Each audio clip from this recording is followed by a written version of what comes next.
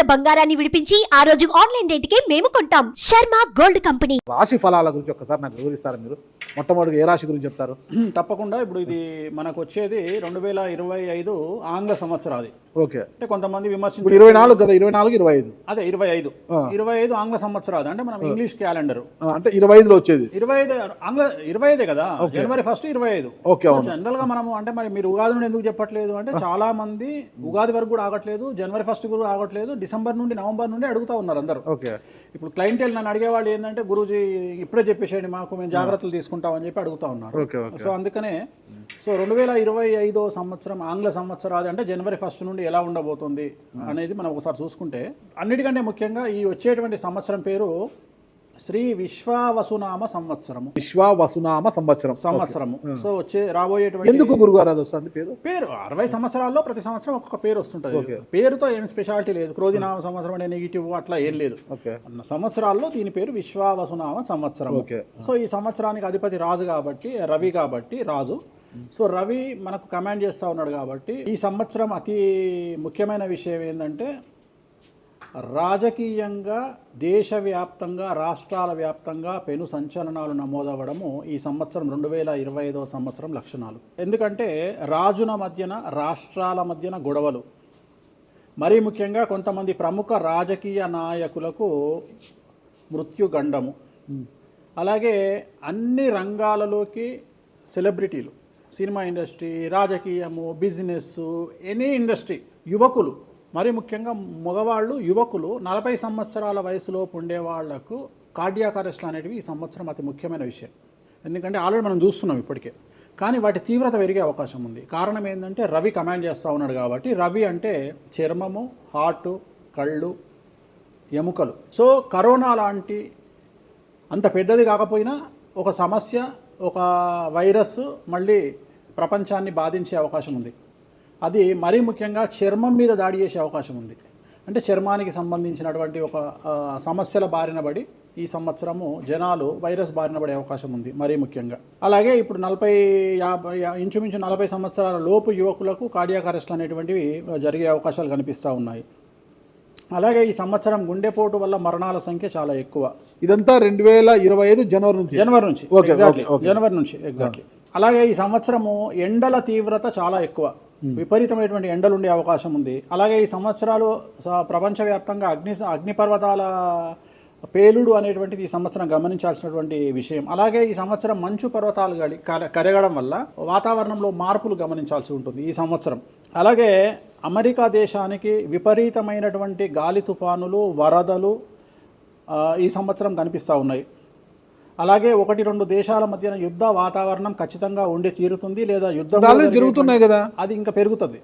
ఇప్పుడు ఉన్నదానికంటే తీవ్రత పెరుగుతుంది అనేది.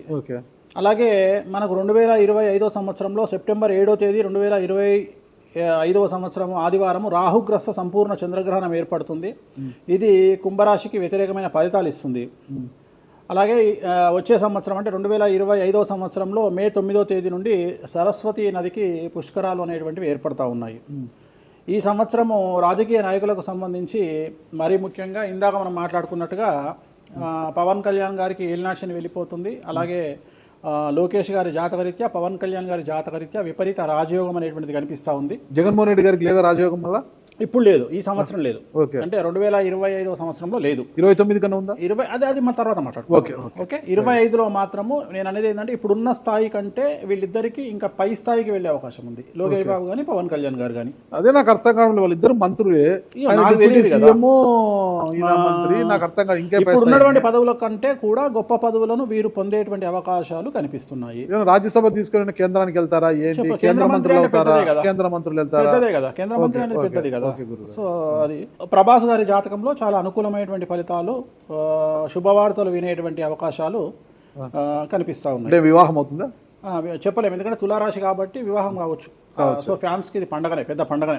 ఓకే, సో ఇది ఓవరాల్ గా ఇంకా బేసిక్ డీటెయిల్స్. అంటే ఓవరాల్ 2025లో ఎలా ఉంటుంది. సో ఇప్పుడు మనం రాశుల గురించి కనుక తీసుకున్నట్లయితే ఎలా ఉంది, రెమెడీస్ ఏంటి? నెక్స్ట్ తులారాశి.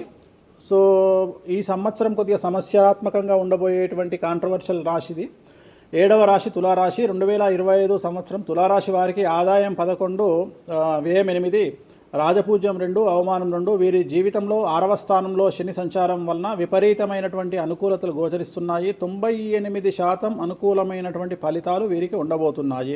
అన్ని రంగాల యందు ఆధిక్యత, వ్యవహారం లాభించుట, అప్రయత్న ధనలాభము, స్పెక్యులేషన్స్, షేర్ మార్కెట్ రాణించుట, స్థిరాస్తి వృద్ధి, బంధుమిత్ర లాభము, వ్యాపార లాభము, ఉద్యోగ లాభము, ఉద్యోగంలో ప్రమోషన్లు, అవివాహితులకు వివాహయోగ సూచనలు, ఉద్యోగ లాభము, రైతులకు అన్ని పంటలలోనూ అనుకూలమైన ఫలితాలు, అన్ని పంటలు సమృద్ధిగా పండి దిగుబడి రాబడి ఎక్కువగా ఉండడము, గవర్నమెంట్ ఉద్యోగస్తుల్లో మరీ ముఖ్యంగా పోలీసు లేదా ఐపీఎస్ ఐఏఎస్ పదవుల్లో ఉండే వారి మీద ఏసీబీ సిబిఐ ఈడీ లాంటి సమస్యలు, వివాహితులకు వివాహయోగ సూచనలు, సంతానం లేని వారికి సంతాన యోగ సూచనలు ఈ సంవత్సరం గోచరిస్తూ ఉన్నాయి. తులారాశి వారి జాతకంలో అతి ముఖ్యమైనటువంటి విషయం ఏమిటంటే వీరి జీవితంలో 2025వ సంవత్సరంలో పెను సంచలనం, అతిపెద్ద సంచలనం అంటే పోలీసు కేసు కానీ, కోర్టు కేసు కానీ, లేదా ముఖ్యంగా మీడియాకి ఎక్కడం, సమాజంలో విపరీతమైన ప్రచారం, చెడు పేరు ఏర్పడుట ఈ సంవత్సరం కనిపిస్తూ ఉన్నది. వీరికి సంబంధించినటువంటి దోష నివారణ అంటే గురువారం నాడు పసుపు రంగు దుస్తులు ధరించడం, అలాగే తిరునల్లార్ శనీశ్వర ఆలయంలో ప్రత్యేకమైన శని పూజ నిర్వహించుకోవడం ద్వారా సమస్యల నుండి బయటపడతారు. అన్నీ మీరు 12 రాశుల గురించి చెప్పారు గురుగారు.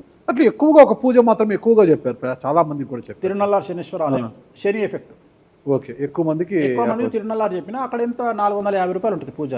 అది తిరునల్లార్ పాండిచ్చేరిలో ఉంటుంది. అక్కడికి వెళ్ళి పూజ చేసుకుంటే సరిపోతుంది. ఇది పేరును బట్టి ఈ రాశుల ప్రకారం ఇలా ఉంటుందని మీరు రాశారా, లేకపోతే వాళ్ళ డేట్ ఆఫ్ బర్త్ ప్రకారం? నక్షత్రం బట్టి, నక్షత్రాలు. ఓకే, నక్షత్రాలు వాళ్ళకి అర్థమైపోతుంది వాళ్ళ నక్షత్రాన్ని బట్టి. అశ్విని నక్షత్రం మేషరాశి, భరణి నక్షత్రం మేషరాశి, పుష్యమి నక్షత్రం కర్కాటక రాశి. మీ రాశి నా రాశి ఒకటే. నా రాశి ఏదో నాకు తెలియదు గురుగారు. మీది వృశ్చిక రాశి. మీది అదేనా? మరి ఎలా గురుగారు ఈ మధ్యన బాగానే ఉందంటారు? మనకు బాగుంది, ఇంకా మన రచ్చనే, ఇంకా రచ్చనే రచ్చనే. ఇక ఎట్లా రచ్చ? ఇంత వివాదాలు అవుతున్నాయి, ఏం కథ అసలు? ఇంకా లైఫ్ అన్నప్పుడు ఇప్పుడు రేవంత్ రెడ్డి ఉన్నాడు. రేవంత్ రెడ్డి ఎన్ని కష్టాలు అనుభవిస్తే సీఎం అయినాడు అంటే ఇక్కడ కష్టం తర్వాత సుఖం రెడీగా ఉంటుంది. ఓకే, ఇప్పుడు కష్టపడ్డారు కాబట్టి మీకు సుఖం ఉంది అంటారు. మీకు కాదు, మళ్ళీ మీకు మనకు అందరికీ. ప్రతి మనిషి జీవితంలో పండ్లున్న చెట్టుకే రాయి దెబ్బలు, అంతేగాని పళ్ళు లేని చెట్టుని ఎవడు పట్టించుకుంటాడు? పళ్ళు ఉంటేనే దాన్ని రాయి చేస్తారు. అట్లనే మనం కూడా అంతే అండి. వేణుస్వామి అంటే పూజలకు పెట్టింది పేరు. పెద్ద పెద్ద రాజకీయ నాయకులకు, ముఖ్యమంత్రులకు, కేంద్ర మంత్రులకు, పెద్ద పెద్ద వాళ్ళకు కూడా ఇక్కడ కాదు, మీరు అబ్రాడ్స్ కూడా వెళ్ళి పూజలు చేసి వస్తున్నారు. చాలా కాస్ట్లీ స్వామి, చాలా గొప్ప పూజలు చేస్తుంటారు, అంత పవర్ఫుల్ పూజలు. అంటే ఇప్పుడు మీరు చేస్తున్న పూజల మహిమ వల్లనే మీ మీద ఇన్ని వివాదాలు వచ్చినా కూడా మీరు బయటపడగలుగుతున్నారు. 100% పర్ఫెక్ట్. ఇక దానికి ఆన్సరే లేదు. ఇక ఇప్పుడు మనం కొట్లాడాలంటే 10 రకాలు ఉంటాయి, మనం కొట్లాడతలేము. అందుకనే మనం ఒకటే, మన పూజల్ని మనం నమ్ముకుంటున్నాం అంతే, అమ్మవారిని నమ్ముకుంటున్నాం. ఇప్పుడు ఒక్కొక్క సమస్యకి ఒక్కొక్క అమ్మవారు పరిష్కరిస్తారు దశమహావిద్యల్లో. మనం అదే చేస్తున్నాం. ఇప్పుడు నేను ఒకటే మాట చెప్తా, కాంట్రవర్సీస్ వచ్చినాయి, మీరు అడిగినరు, ఎన్ని సమస్యలు వచ్చినాయి. జనాలు ఏం ఆలోచిస్తారంటే వేణుస్వామి ఈ సమస్యల నుండి బయటపడతాడా, పడితే ఎలా పడతాడు? నేను ఒకటే అనుకుంటున్నా, ఇంతమందికి పూజలు చేసి వాళ్ళ సమస్యల నుండి బయటపడడానికి ప్రయత్నించే నేను నాకు వచ్చిన సమస్యను కూడా అదే పూజల ద్వారా బయటపడడానికి ప్రయత్నం చేస్తున్నాను. అంటే వివాదాలు చుట్టుముడుతున్నాయి, సోషల్ మీడియాలో వైరల్ అవుతున్నాయి, ఉమెన్ కమిషన్ మీ మీద ఫిర్యాదులు చేశారు. ఇన్ని చేసినా కూడా ఎక్కడా మీకు ఉచ్చు బిగుసుకోవడం లేదు, బయటపడుతున్నారు. అంటే ఇది మీ పూజల మహిమనా, లేకపోతే ఏమన్నా బ్రైబ్ చేస్తున్నారా? అమ్మవార్లు ఇప్పుడు ఉదాహరణ, మనం తెలుగు రాష్ట్రాల్లో ఉంటాం, వెంకటేశ్వర స్వామి వారు అంటే మనకు తెలుసు. ఇప్పుడు తమిళనాడులో పెరుమాళ్ అంటారు వెంకటేశ్వర స్వామిని. అదే నార్త్ ఇండియాకి వెళ్తే బాలాజీ అంటారు. వాళ్లకు బాలాజీ అంటే చాలా భయం. అలాగే మన రాష్ట్రంలో మనకు తెలిసిన వాళ్ళకి కామాఖ్యలో ఉండే అమ్మవారు అంటే భయం.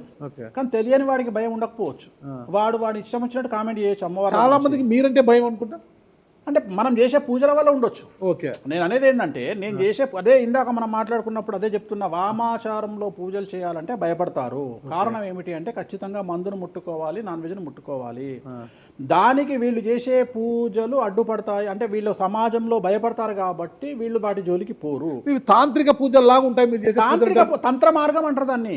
శ్రీకాళహస్తిలో కాదు శ్రీకాళహస్తిలో రావుకేతు పూజ చేయించుకున్నారు కదా, తాంత్రిక పూజనే అది. నిమ్మకాయ పెడితే తంత్రమే, గుర్తుపెట్టుకోండి. నిమ్మకాయ ఎక్కడ పెట్టినా తంత్రమే. మిమ్మల్ని కాపాడుతోంది మీరు చేస్తున్న పూజల మహిమే. అంతే అంతే అంతే, వాళ్ళే చూసుకుంటారు. నేను అనే పాయింట్ ఏంటంటే, నేను ఒకటే చెప్తున్నానండి, తప్పు చేస్తే నన్ను అమ్మవారు సర్వనాశనం చేస్తుంది. ఓకే, అమ్మవారిని విమర్శిస్తే వాళ్ళ సంగతి అమ్మవారు చూసుకుంటుంది. ఓకే, అంతేనా? అంతే, ఇక నాకు అవసరం లేదు. నేను కొట్లాడను చెయ్యను, నాకు అనవసరం, నాకు లొల్లే వద్దు. నాకు నేను దేవుళ్ళని నమ్ముకున్నా, నా పని అదే. నాకు హిమాచల్ ప్రదేశ్ కామాఖ్య కాకపోతే, బాగాలముఖి కాకపోతే, తారాపీఠ పోతే, ఇప్పుడు మన తారాపీఠ పోయి వచ్చిన. చాలా మందికి తెలియదు తారాపీఠ అని కలకత్తా నుండి 300 కిలోమీటర్లు ఉంటుంది. మీరు కావాలంటే గూగుల్ చేయొచ్చు. తారాపీఠ అని అమ్మవారు అండి. ప్రతిరోజు శ్మశానంలో ఉంటుంది అమ్మవారు, ఒరిజినల్ శ్మశానంలో ఉంటుంది. ప్రతిరోజు అమ్మవారికి ప్రసాదం అంటే డెడ్ బాడీ దహనం అయినాకనే అమ్మవారికి నైవేద్యం పెడతారు. అంత పెద్ద ప్రసిద్ధమైనటువంటి దేవాలయం. అమ్మవారు శివుడికి పాలిస్తూ ఉంటుంది. తారాపీఠ అంటుంది దాన్ని. శ్మశానంలో ఉంటుంది. ఆమె జనరల్గా ఎవరైనా సరే ఎందుకు పూజ చేస్తారాగనంటే, జీవితంలో మనం వెళ్తూ ఉన్న సందర్భంలో సడన్గా స్టక్ అయినామనుకోండి, బౌన్స్ బ్యాక్ అవ్వడానికి పనిచేస్తుంది. అంటే ఉదాహరణ, ఒక ముఖ్యమంత్రి స్థాయి వ్యక్తి ఓడిపోయినప్పుడు, ఒక మంత్రి పోయినప్పుడు, ఒక ఐఏఎస్ సడన్గా తన జాబ్లో డిస్టర్బెన్స్ వచ్చినప్పుడు, ఐపీఎస్ డిస్టర్బెన్స్ వచ్చినప్పుడు ఈ పూజ కనుక అమ్మవారిని దర్శించుకుంటే ఒక్కసారి మళ్ళీ వాళ్ళు బౌన్స్ బ్యాక్ అవుతారు. అంటే బిగ్ బ్యాంగ్ థియరీ అనేది అక్కడ పనిచేస్తుంది. మనం మళ్ళీ ఒక్కసారి బౌన్స్ బ్యాక్ అయ్యి ముందుకు దూకడానికి అమ్మవారు పనిచేస్తుంది. నేను సజెస్ట్ చేస్తుంటా చాలామందికి, వ్యాపారంలో స్టక్ అయినప్పుడు, లేకపోతే ఉద్యోగంలో స్టక్ అయినప్పుడు, అట్లా స్టక్ అయినప్పుడు అయితే మీరు తారాపీఠ వెళ్ళి దర్శనం చేయించుకోండి. అక్కడ దర్శనమే, పూజలు ఉండవు, జస్ట్ దర్శనమే. అమ్మవారికి పోయి దండం పెట్టుకొని వస్తే చాలు, ఒక్కసారి మళ్ళీ వాళ్ళు బౌన్స్ బ్యాక్ అవుతారు. ఒక పాయింట్కి నాకు ఆన్సర్ చెప్పి ముగించేసా, చాలా కాలాతీతమైంది. చివరికి ఇరికిస్తున్నారా ఇది? లేదు ఏం లేదు. ఇప్పుడు ఏపీలో అంటే గత ప్రభుత్వ హయాంలో, వైసీపీ హయాంలో వీళ్ళ మీద కేసులు పెట్టారు. ఇప్పుడు వీళ్ళ అధికారం వీళ్ళ మీద కేసులు పెడుతున్నారు కదా. ఈ కేసుల పరంపర ఇలా కొనసాగి జగన్మోహన్ రెడ్డి గారు జైలుకి వెళ్ళే అవకాశం ఉంది. వచ్చే సంవత్సరం మే 9వ తేదీ వరకు అవకాశం ఉంది, దాటితే లేదు. ఇది ఓవరాల్గా వేణుస్వామి గారు ఇచ్చారు. మీకు ఏదైనా అనుమానాలు ఉన్నా డైరెక్ట్గా వేణుస్వామి గారికి ఫోన్ చేయండి, మీ అనుమానాలను నివృత్తి చేసుకోండి. థ్యాంక్ యూ గురుగారు, నమస్తే. ఓకే, ఓం నమో వెంకటేశాయ.